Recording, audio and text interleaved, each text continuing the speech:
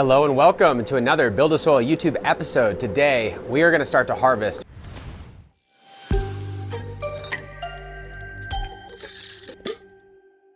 We've got episode 20 for season 5.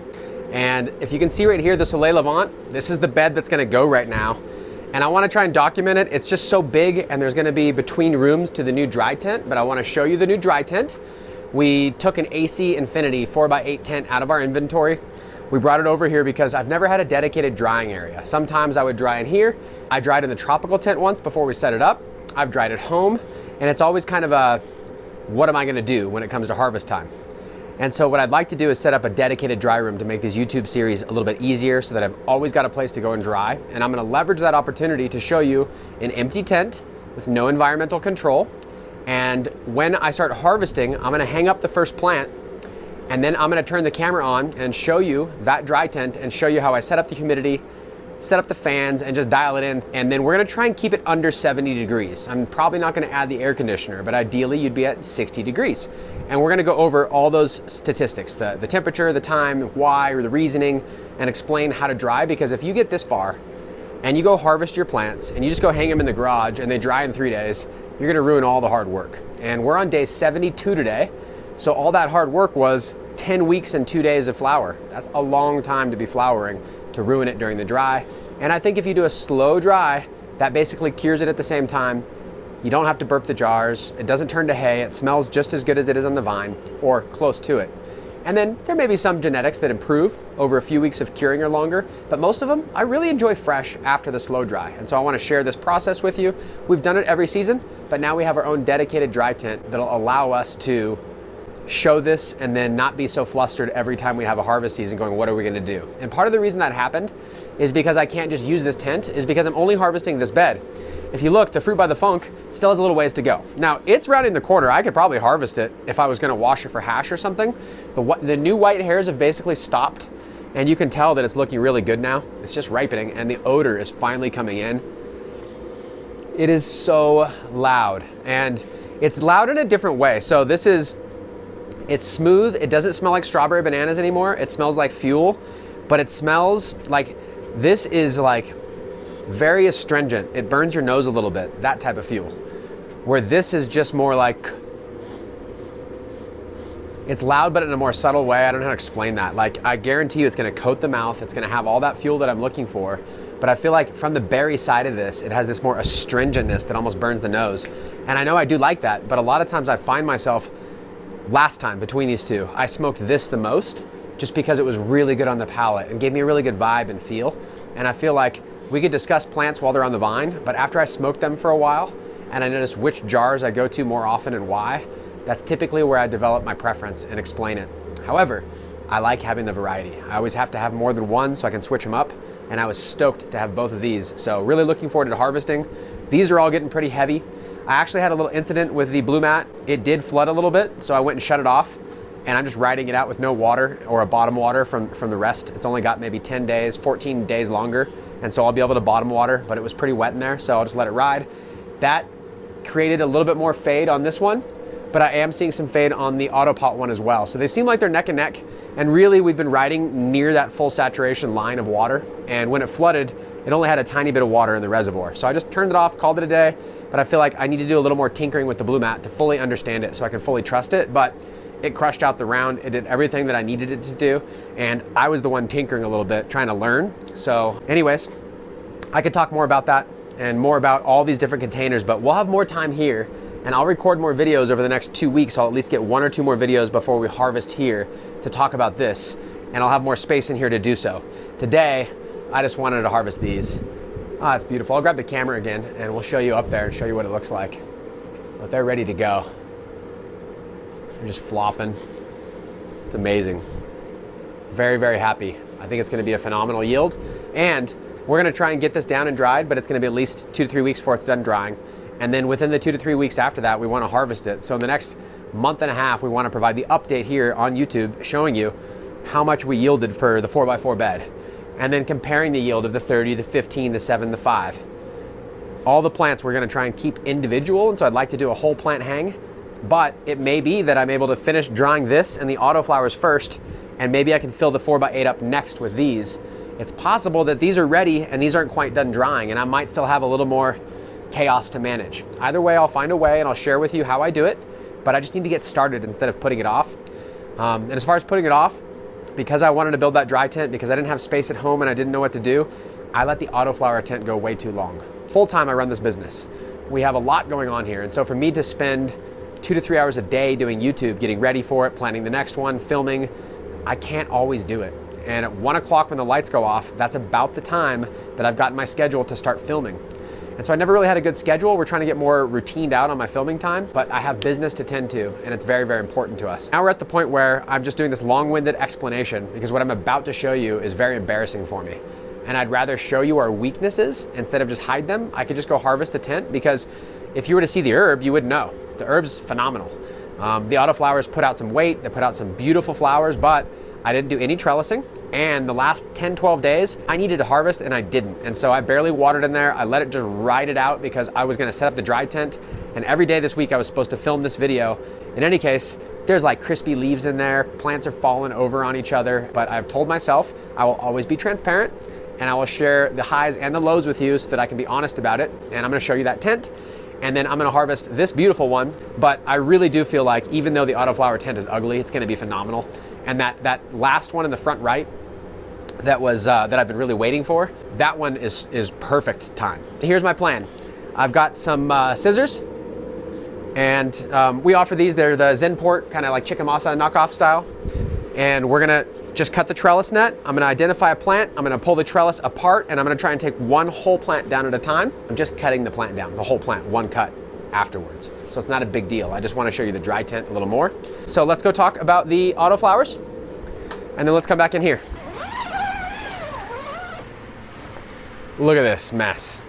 So this is the one I'm talking about that's actually looking beautiful, and that is the Crème de la Crème.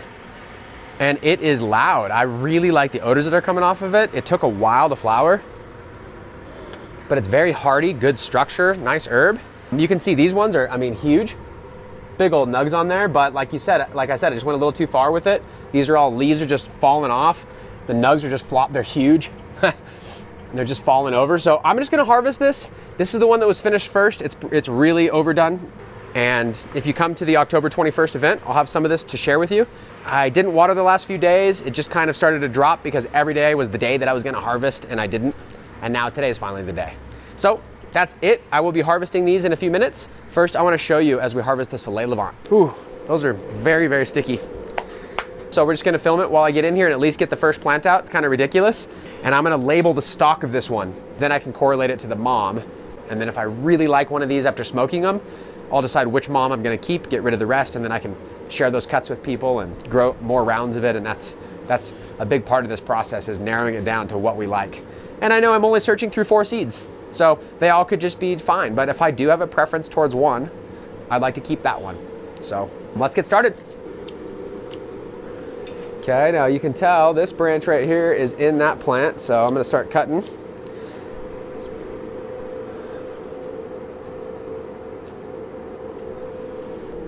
Whew, this is crazy. This is so much plant. I don't know what I'm gonna do. This is insane.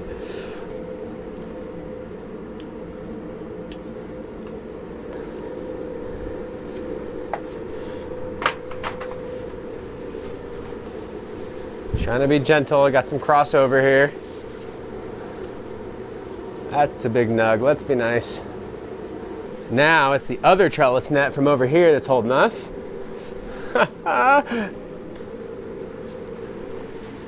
Hello. Got it. That's a plant right there. Holy sh**. Oh yeah. Okay, I'm gonna stink. All right, let's grab it. Let's go. Okay, so here we are. Oh yeah, it's pretty loud. Oh yeah, that's beautiful. It already stinks in here. I've got 3 more of those to grab, then the autoflowers. What we're looking to do is slowly move the moisture out of the plant. If it happens fast, a lot of the terpenes, terpenoids that we're after, they're very volatile. And what happens normally, in my experience, is when you're new, you end up rushing this a little bit, and either it dries too quickly, or you get to the point where you're touching the herb and you feel like it's over crispy, and you're thinking, it's dry, it's time to go into jars. And you'll put it in the jar, and then you'll go to burp them, and you'll realize it pops and pressure comes out, and you'll start to smell like that hay smell. And then you'll realize in the beginning that you've put it in the jar too soon.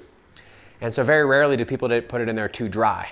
And you can always re-moisten it a little bit. But what happens is, if it dries in 2 or 3 days, it's ruined. The smell never really comes back. But then there's a lot of people that will hang it, and they'll have enough material where it might dry in 6, 7 days, and they're happy with that.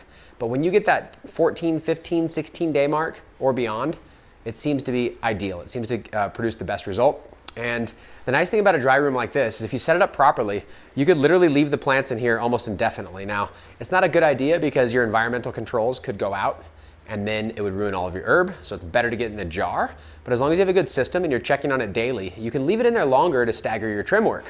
And the way to do that is to set the humidity at ideal. Now, temperature-wise, it's probably gonna be 70s in here, but in the tent with the humidity being perfect, it'll probably be 65 to 68 degrees. I'm totally good with that. I think you should be too. If you have the ability to get it down to 60 degrees, I think it makes a small difference. The other area that it makes a difference is I'm trying to give you the best numbers, because the warmer you get and the humidity slightly higher, you can lead to bud rot or more mold. Where when you're at 60% humidity and you're cool and there's air movement, very, very unlikely that you're gonna get mold. And so that's why we target that. However, up to 70, I feel fine. Really, if I have to deal with it up to 80, I'm fine with it. But ideally, I'd be in the 60s, and that makes me feel really good. A lot of times on winter runs at home, I can get it to be 58, 59 degrees, 60 degrees without any air conditioner. And I don't want to put an air conditioner inside here, so I'm just going to let it ride. Important for me, the most important, is to get a little bit of airflow. So air's constantly moving in there. You don't want them to be stagnant, because then there's nothing to remove the moisture as it starts to actually release it. And we want it to stay inside the tent. So ideally, I'm gonna exhaust as little air as possible. And so what I do is when I first hang the plants, it might be above 60%. And so you can see I've got an AC Infinity tent. I've also got the AC Infinity exhaust fan. And this temperature humidity probe is gonna read the temperature and humidity for me, but it's also gonna turn my exhaust fan on when I need it. Now, I oftentimes use the NIWA because I can check from home, and I can hook up my AC Infinity fan directly to that without using their system, and then it'll turn it on and off, and I can read the stats from home, and I could get the stats on an app. I know that AC Infinity has a controller that we carry, but I'm not wanting to invest that much into the dry tent because I really don't need the controller. So I'm just going a little lower tech, just using the AC Infinity fan, and I'm gonna let this trigger at 60% to exhaust a little bit of air.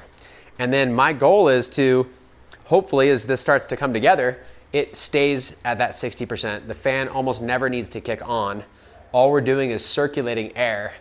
And at that point, most of it stays inside the tent, and that leads to a better result. I don't want to be constantly exhausting the air. Something about it. And I just get the big extra thick hangers, and I'm just gonna hang the plants in here. And then when I wrap it up, or when I'm done hanging the plants, I'm gonna open this AC Infinity humidifier. And for the first few days, it won't even be on, so I don't have to do it, but I wanna show it to you. So I'm gonna open it, and I'm going to get it set up, and I'll set the exhaust to 60%. And what I may do, and you might wanna think about this, I might set the exhaust to 61%, and I might set this to 59%. That way I'm not exhausting the air, humidifying it, exhausting the air, humidifying it, because my goal is to keep it in the tent, not to force it to produce humidity while it exhausts the air the whole time. So those are just thoughts that I have. The AC Infinity controller for the fan, it mounts right here, and then you use the D door, but I wanted to open it completely so I could put the plants in. So we'll discuss the AC Infinity fan and the settings at the end. But realistically, a humidifier, an exhaust fan, hang the plants, close it up, make sure it stays at 60% humidity. We're in an indoor environment that's temperature controlled, so it's not gonna go above 70. It's gonna be fine in here. In fact, I might even turn the AC on in this room just to give me a little love for the dry room tent. As far as other options goes, what do you do if you don't have an exhaust fan that'll trigger on humidity? What I typically do is I'll put a fan. You can use an AC Infinity clip fan, and you can clip it right here, and you can just leave the door open a little bit, and you can exhaust air, and then you can come back every few hours and check the humidity. And if you'll get it right. Like when you first put the plants in and zip it up, it's gonna be too high. So you can put the fan exhausting some air out for the first day or two, and it'll keep it at 60%. And on the second or third day, you might notice it's at 58, 59%.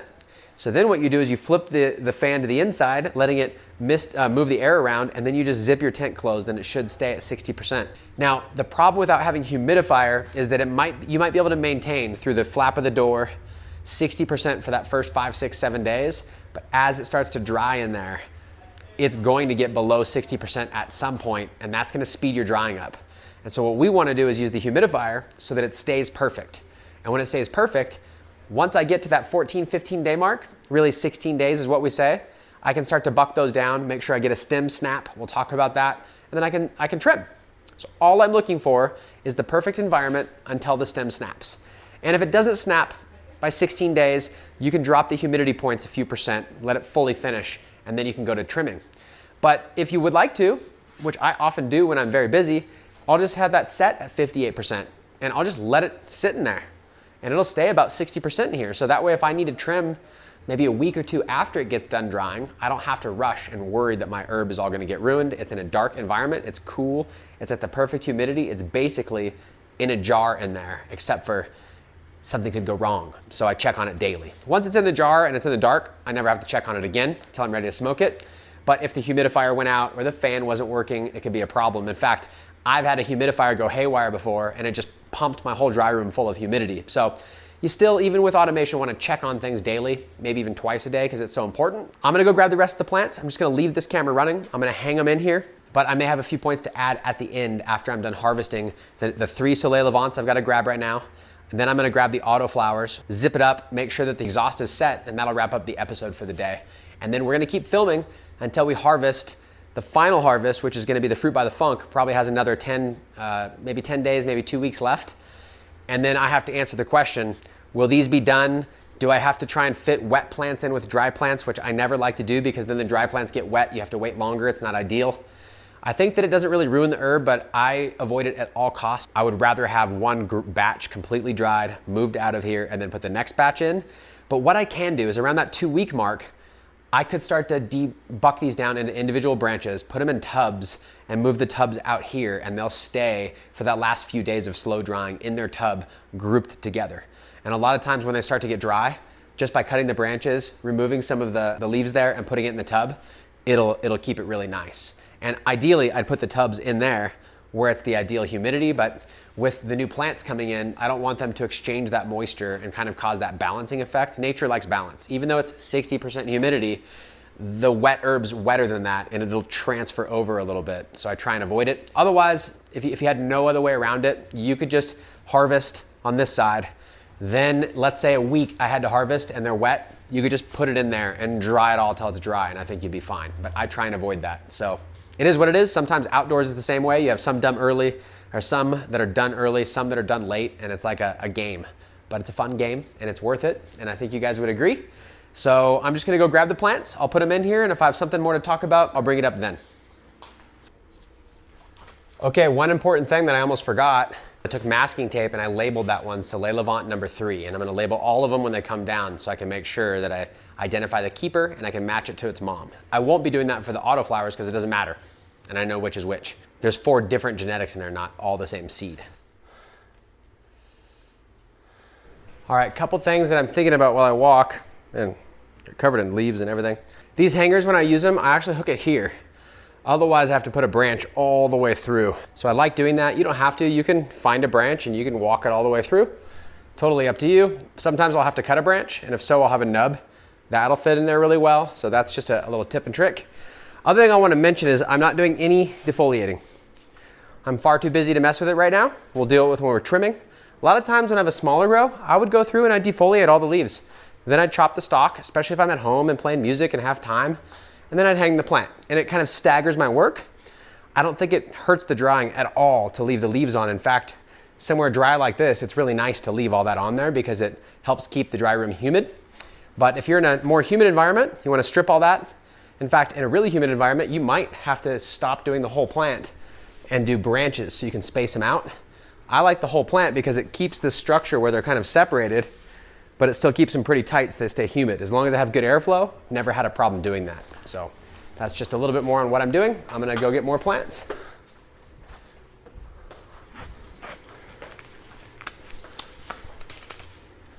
All right, I really like the number 2. It's the one with that cool foxtail on there. You can see it right there. This is the number 2. I like this one a lot, but until I smoke them, I won't know. That's a big yielder, which is interesting because the number 2 was in the back right, no overlapping light. So normally that's the smaller space, but it got really big yield. I'm just pretty impressed with that number 2. Man, these autoflowers are loud. Very happy to have the extra herb, very little work. Creme de la Compton, smells very good. And the scoop, I think, is the biggest yielder of the autoflowers. That's the one with the big old colas on it. I mean, as big as my hand. So, whew. Okay. Well, I got plenty more space in there. I don't even have these close together. A lot of times I'll consolidate them and slide these all the way down, and so you can fit a lot more. I can fit the whole 10 by 10 inside a 4 by 8 dry tent. That helps keep my humidity good, really good. Here's the AC Infinity clip fan. I love these. So many fans for so long would just break the second you got them. These have been lasting for me. They've got the pull mount. This is just it's game changer. I love these little AC Infinity clip fans. And I'm just gonna put it on the back pole, and I'm gonna be just moving the air underneath here. It's an oscillator, so that'll oscillate around a little bit. And it's down where it's not in direct contact. So wherever you have airflow, you don't want it pointed directly at your plants, because that plant that gets the impact is gonna dry out worse and it's gonna ruin the herb. I'd prefer to have it just moving around without directly hitting the plants. Okay, that's on. It's now oscillating in the bottom corner. It's gonna move air around. That's plenty of airflow in here. I don't need tons of it. So this is now like a relief of work. It's hung. I don't have to water these plants anymore. I don't have to worry about the autoflowers. But for season 6, we've got some pretty cool plans that we wanna share with you, and we'd like some feedback so we can really adapt it. I'd like to grow different genetics, but I may run some clones as well. So lots to discuss. I'm not ready to talk about it right now, but soon we will be discussing it. And so the temperature probe is plugged in right here. This goes to the fan. And I have a 4-inch fan with no ducting. I just literally shoved it in the hole and zipped it, and that'll move the air out, and that's plenty good. You can add the ducting if you'd like, but I don't have a reason to do that. I'm not taking the air anywhere else other than in this room, because the room is inside a huge building. The doors will be open, and it is drier in here in Colorado. So you can see right now it's 72 degrees in there, and it's 55%. Now that's without the tent doors closed. As soon as I close the tent doors, that's gonna go up. And so I've got my trigger point set to 60% for high humidity. And what I did is I turned the rest off. Oop, I'm adjusting that. Okay, so off. Those are my alarms. Go back through my settings. High temp is off. And the way you do that is to hold these two for a few seconds at the same time, and then it'll turn it off. And then low temp off. Only high humidity at 60% is the reason this fan will turn on. It's not doing anything temperature based right now. It is 72 degrees, but like I mentioned, when I close that tent door up and it stays humid in there, that's gonna drop it into the 60s. And the doors have been open in here, and I'm going to turn on the AC in the building and get it just a little bit cooler in here, so that should help too. It is now up and running, which means that if we get above 60% humidity, that fan is going to kick on. I've got to set up the humidifier. It's not imperative that I do it right now, but what I think I'll do is I'll close this half of the tent, start to get the humidity up in there. In fact, I'll just close it all. I'm going to be using this. I'm really excited about it. I've wanted to carry these for a while and just didn't. We used to carry a different humidifier. We called it the BuildASoil humidifier, and Amazon basically saw some movement and sales on those, and they bought pallets of them, and they started selling them at what our cost was, and the supplier wouldn't budge, and Amazon basically buried it, so they were selling them cheaper than we could buy them, even by full pallets. So we decided we didn't want to do that. And coincidentally, AC Infinity had come out with theirs, and it looks way better. And so I'm only after what's best for you. I just did away with the BuildASoil humidifier because I feel like if there's something better, that's what we want to run with. Okay, so there's the reservoir. Large reservoir is what I was looking for. They do make a smaller one. And to me, it's not about the potency, which this one's potent. You can see it's got 3 of the ultrasonic humidifier misters. The old BuildASoil one only had 1. So this is going to be more powerful, but even if you don't need the power, just having a large reservoir allows you to maintain, even on a low mode, for much longer before you have to fill the reservoir up. And we'll be using reverse osmosis water on here to make sure that we don't put any white mineral through the humidity on there. And you want to make sure you use clean water, reverse osmosis, inside your humidifier, especially in the dry room, because you don't want to put any of the dirty water into the air and have that just, you know, coat your plants. So it was super simple. I just took off a piece of foam there. That's it. It's ready to plug in. It's got the beautiful little electronic seal. It's so fun to peel. The onboard display will automatically turn off if you plug your humidifier into the UIS controller. So I can plug this into the controller, it'll turn the display off. I'm just gonna use the display. All I need is 60% humidity. Since I don't need it in the tent right now, I'm actually just gonna leave it out here. And we'll get this all going as the tent starts to drop in humidity, and that'll give us something to talk about later as we talk about how the tent is maintaining. But tonight, it's gonna be above 60%, not below. So we won't need any added humidity. They've got all sorts of connections, so you can just do a connection like this, and I could run this into the tent. All the different stuff that they came up with. Well, what a great product. It's 67% humidity in there, so it's already triggered. Let me check now. So now it's exhausting, and it's gonna exhaust the air until it gets to 60%, and the temperature's already dropped 3 degrees. It's under 70 degrees in there now that I've closed the tent up. So I'm gonna get this tent door fully closed and really make sure that this is dialed in, but that's everything that I wanted to show you today. I promise the season's not over. I'm gonna finish out the dry tent. I'm gonna show you the stem snap. We're gonna document it as the humidity starts to be below 60 and not maintainable and the exhaust fan's not running. We're gonna hook up the AC humidity and humidifier and make sure that that stays humid at 60%. I will drive home the stats again on the next video and just let you know what it takes to dry properly. And then we're gonna try and trim this as fast as I can so we can get you those yield numbers. With this much weight, we're probably gonna have to have the crew help out. Maybe we'll do a trim party here again. And it's October already, and we're having the BuildASoil days October 21st. And so for us to be ready by then, what I'm excited about is some of this herb's gonna be ready by then. Probably not the fruit by the funk, but I'll get to share some Soleil Levant, and that's epic because I never get to see you guys, and to be able to share some flower is kind of the pinnacle. So that's it. Thank you so much for watching this episode. As we set up the dry tent and start to harvest, it's been a blast. It's been a really good season, and let's roll into planning season 6, and let's do a better job. Every season I wanna get better. And I say that, but sometimes I bite off more than I can chew, and I definitely screwed it up with the autoflowers this time, so I'm looking to redeem myself. I'm not sure if I'm gonna do another tent. I kind of promised myself this time, I don't wanna add a second tent. I just wanna focus on the 10 by 10 so that I can crush it.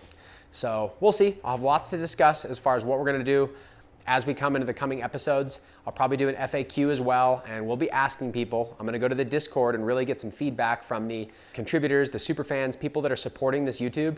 Essentially, every episode has to go through editing, and then I have to take hours of my time. And I just really appreciate every one of you that joined the Patreon, are now in the Discord, and it's created a hangout. A lot of people love interacting there. It's a good community, and the goal is to move it where that Patreon Discord group that are contributing to the success here at YouTube, we start to unlock more privileges. Like we always do a Black Friday sale, and this year we want to give early access to people that are members. So just things to think about, and really I just want to say thank you for those that are contributing. It makes a huge difference in the budget to be able to continue to make these videos every single week. Otherwise, that's it. Thank you so much. Like, subscribe, tell your friends, and until next time, I'll see you on the next BuildASoil video.